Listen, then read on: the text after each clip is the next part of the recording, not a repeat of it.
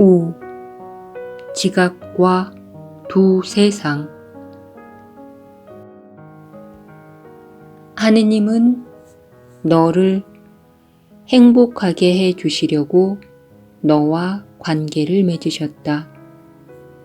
그리고 너의 행위 중에 하느님의 목적을 공유하지 않는 것은 실제일 수 없다. 모든 것의 유일한 기능은 하느님이 그것에 부여하신 목적이다.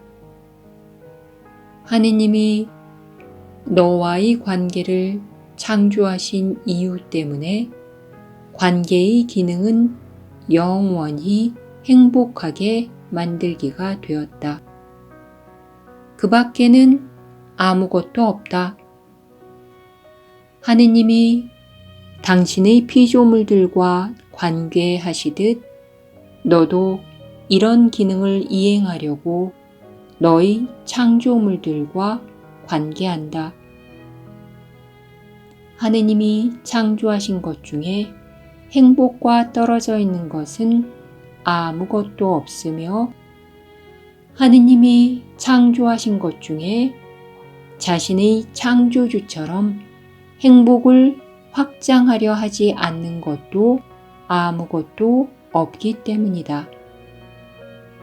이런 기능을 이행하지 않는 것은 무엇이든 실제일 수 없다. 이 세상에서 창조하는 것은 불가능하지만 행복하게 만드는 것은 가능하다. 성령은 너의 특별한 관계들을 빼앗으려는 것이 아니라 변형시키려고 한다.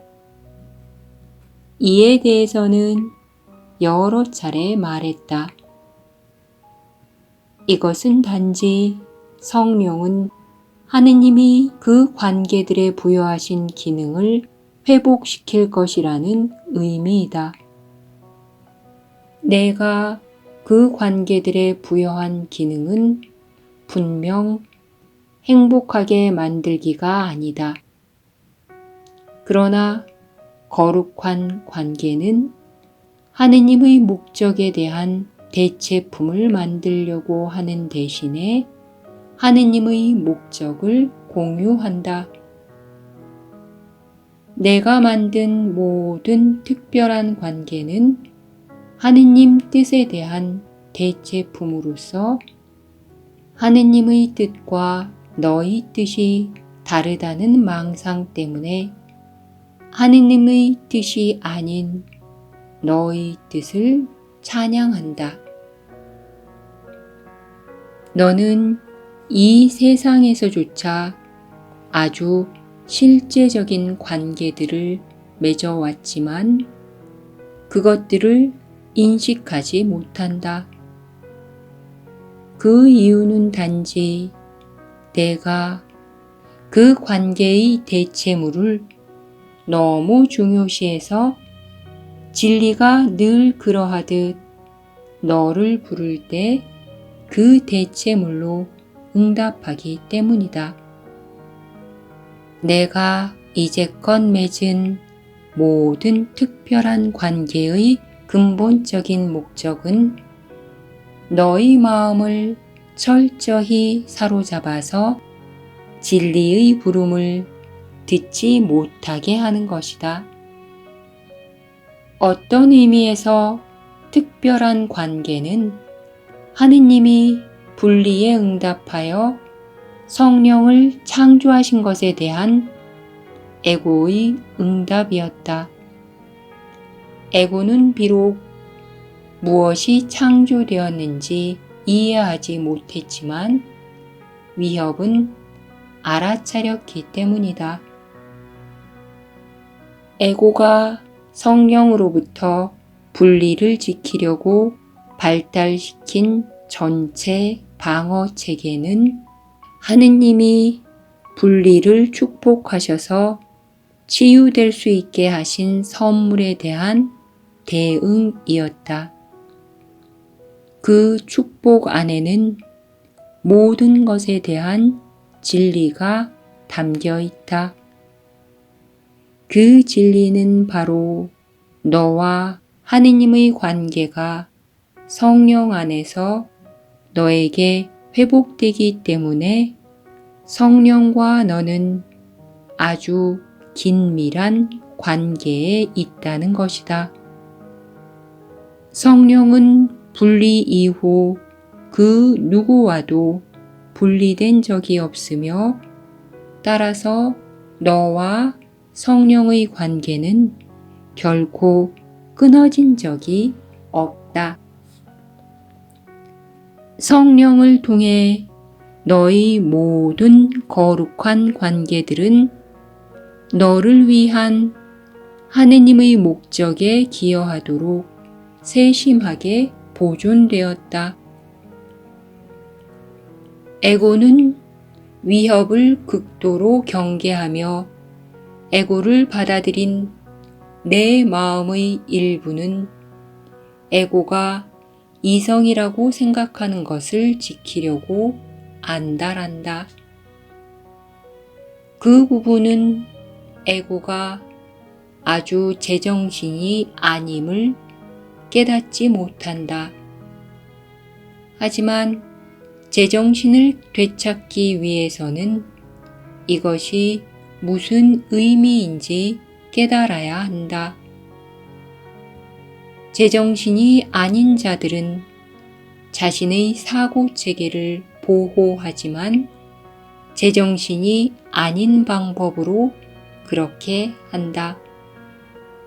그들의 모든 방어 수단은 그 방어 수단이 보호하려는 것만큼이나 제정신이 아니다. 분리 안에는 정신 이상이 아닌 어떤 부분도, 어떤 이성도, 어떤 속성도 없다. 분리의 보호 또한 분리의 일부로서 분리 전체만큼이나 제정신이 아니다. 따라서 에고의 주요 방어 수단인 특별한 관계는 제정신이 아닐 수밖에 없다. 이제 너는 특별한 관계가 보호하는 사고 체계는 단지 망상 체계임을 깨닫는데 큰 어려움이 없을 것이다. 너는 최소한 막연하게라도 에고가 제정신이 아님을 인식한다. 하지만 특별한 관계는 여전히 너에게 무언가 다른 것처럼 보인다. 우리는 내가 포기할 용의를 더 많이 냈던 에고 사고 체계의 다른 여러 측면들보다 훨씬 더 자세히 특별한 관계를 살펴보았다. 이 하나의 측면이 남아있는 한 너는 다른 측면들을 포기하지 않을 것이다. 이 한 측면은 다른 측면들과 다르지 않기 때문이다. 이 한 측면을 간직한다면 너는 이미 에고 사고체계 전체를 간직한 것이다.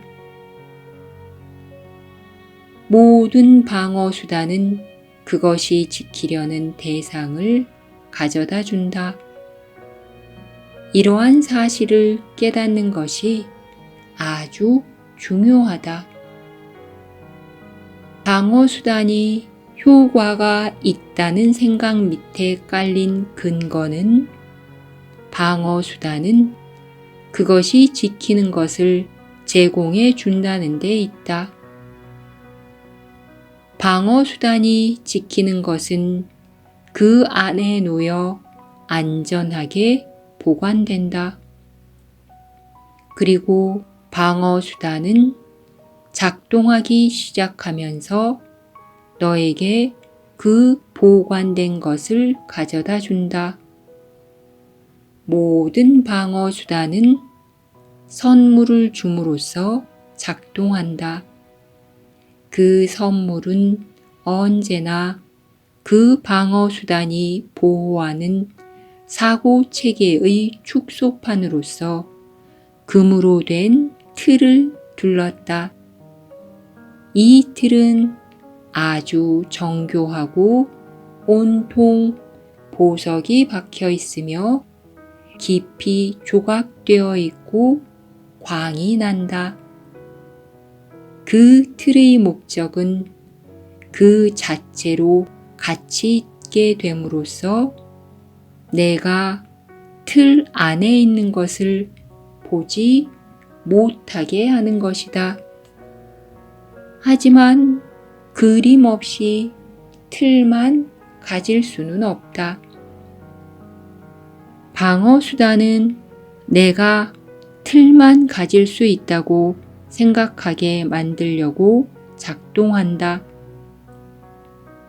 특별한 관계는 에고가 사용하는 모든 방어 수단 중에서 가장 인상적이고 기만적인 틀을 둘렀다. 여기에서 에고의 사고 체계가 제공되는데 그것은 너무나 무겁고 정교해서 그 인상적인 구조 때문에 그림은 거의 망각되는 틀에 둘러싸여 있다.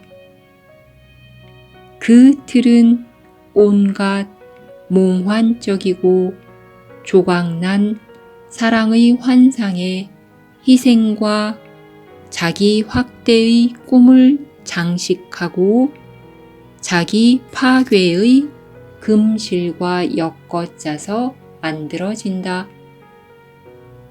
희미한 조명 아래 피가 루비처럼 반짝이고 눈물이 다이아몬드처럼 가공되어 제물로 바쳐진다. 그림을 직시하라. 틀이 너의 주의를 빼앗지 않게 하라. 이 선물은 너를 저주하려고 주어졌으며 그것을 받으면 너는 저주받았다고 믿을 것이다. 그림 없이 틀만 가질 수는 없다. 너는 틀에서 갈등을 보지 못하기에 틀을 가치 있게 여긴다. 하지만 틀은 갈등이라는 선물을 싼 포장에 불과하다. 틀은 선물이 아니다.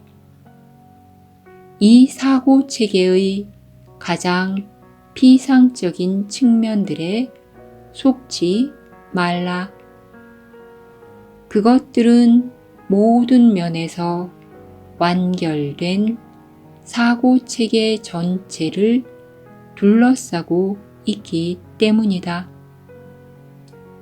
이 번쩍이는 선물 안에 죽음이 들어있다.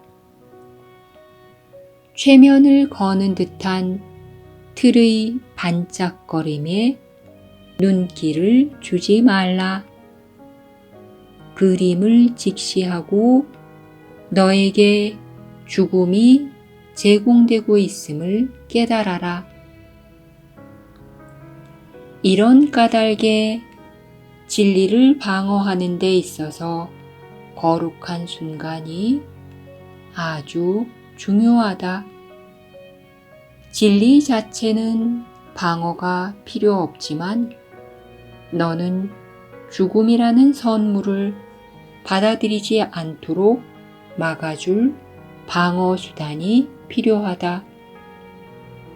내가 바로 진리건만 그런 내가 진리의 너무나도 위험한 아이디어를 받아들인다면 진리를 파괴하겠다고 위협하는 것이다.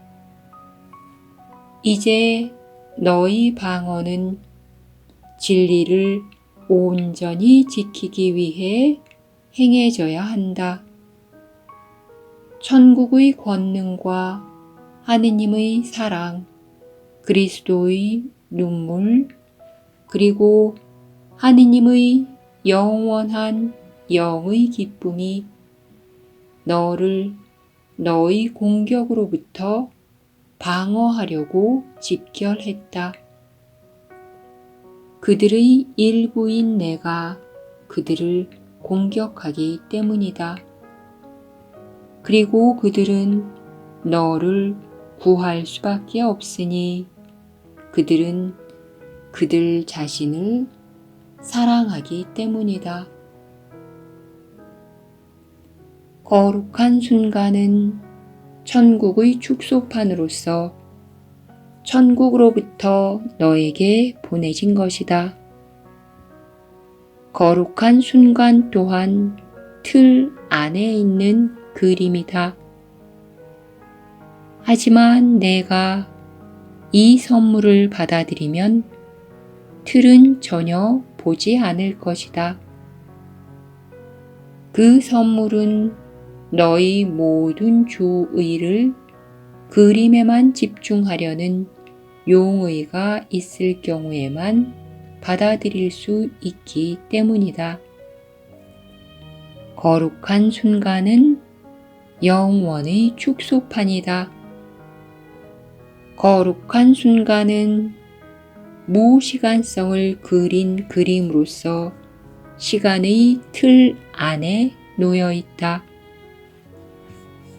내가 그림에 초점을 맞추면 너로 하여금 그림이라고 생각하게 만든 것은 단지 틀이었음을 깨닫게 된다.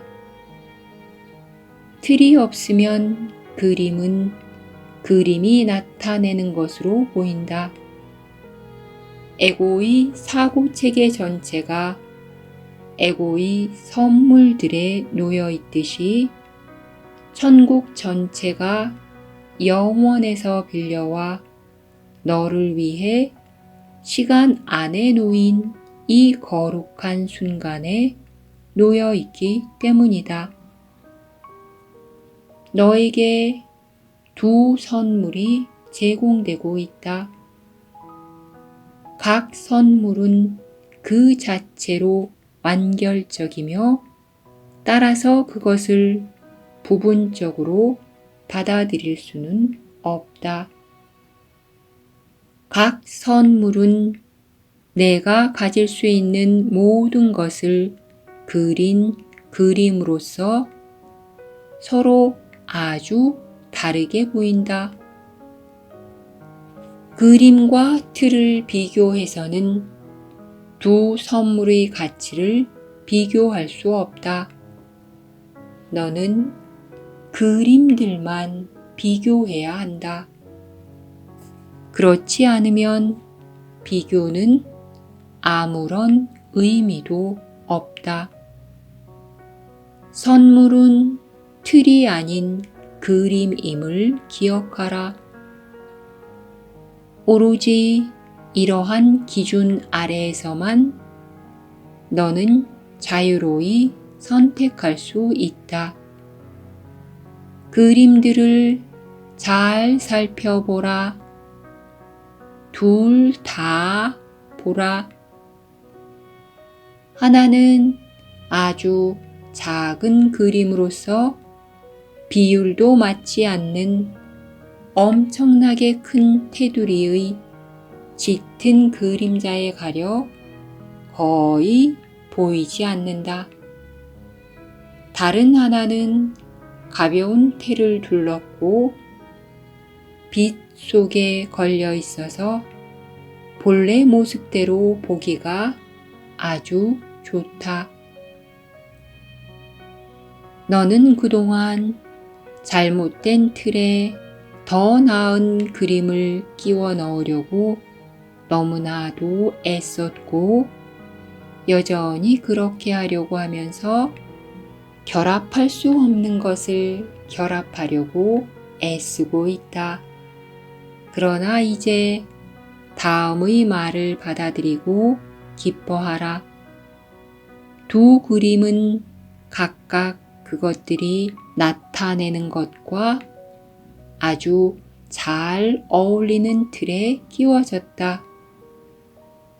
한 그림은 초점을 벗어나 보이지 않도록 만들기 위해 틀에 끼워졌다. 다른 그림은 아주 분명하게 보이도록 만들기 위해 틀에 끼워졌다. 어둠과 죽음을 그린 그림을 그 포장 가운데서 찾아내는 동안에 그 그림은 점점 더 설득력을 잃는다. 어둠 속의 틀 위에서 빛나는 것 같은 무의미한 돌들이 하나씩 빛에 드러날 때마다 그것들은 따분하고 생기를 잃어 더 이상 너의 주의를 그림에서 빼앗지 못한다. 너는 결국 그림 자체로 눈을 돌려 마침내 틀이 보호하지 못하는 그 그림은 아무런 의미도 없음을 보게 된다. 다른 그림은 틀이 아주 가볍다. 시간은 영원을 담아둘 수 없기 때문이다. 여기에는 주의를 흐트리는 것이 아무것도 없다. 천국과 영원을 그린 그림은 내가 자세히 들여다볼수록 점점 더 설득력이 커진다. 이제 진정한 비교를 통해 두 그림의 변형이 마침내 일어날 수 있다. 두 그림을 서로 비교해서 보게 되면 각 그림에는 마땅한 자리가 주어진다. 빛으로 가져온 어두운 그림은 두렵게 지각되지 않으며 그것은 단지 그림에 불과하다는 사실이 마침내 분명해진다. 너는 거기에서 보는 것을 있는 그대로 인식할 것이다. 그것은 내가 실제 한다고 생각한 그림일 뿐 그 이상 아무것도 아니다. 너는 그 그림 너머에서 아무것도 보지 않을 것이기 때문이다. 아주 뚜렷하고 오해의 여지 없이 대비되는 빛의 그림은 그 그림 너머에 놓여 있는 것으로 변형된다. 이 그림을 보면서 너는 그것이 하나의 그림이 아니라 하나의 실제임을 깨닫는다. 이것은 어떤 사고 체계를 형상화한 것이 아니라 생각 그 자체다. 그림이 나타내는 바로 그것이 그림 안에 있다. 틀은 슬며시 사라지고 너의 기억에 하느님이 떠오르시면서 가치가 전혀 없고 의미도 완전히 잃은 너의 왜소한 그림 대신에 피조물 전체를 선사하신다. 하느님이 당신의 정당한 자리에 오르시고 너도 너의 정당한 자리에 오를 때 너는 관계의 의미를 다시 경험하면서 그것이 참임을 알게 된다. 우리 마음 안의 높은 자리를 아버지께 드림으로써 우리 함께 평화로이 아버지께 올라가자. 우리는 아버지께 권능과 영광을 드리고 권능과 영광이 있는 곳에 대한 그 어떤 환상도 간직하지 않음으로써 모든 것을 얻는다. 아버지가 높은 자리에 계심으로써 권능과 영광이 우리 안에 있게 된다.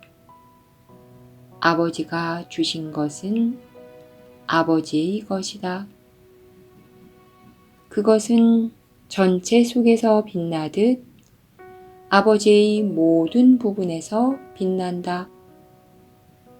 너와 하느님 관계의 실제성 전체가 우리가 서로 맺는 관계 안에 놓여 있다.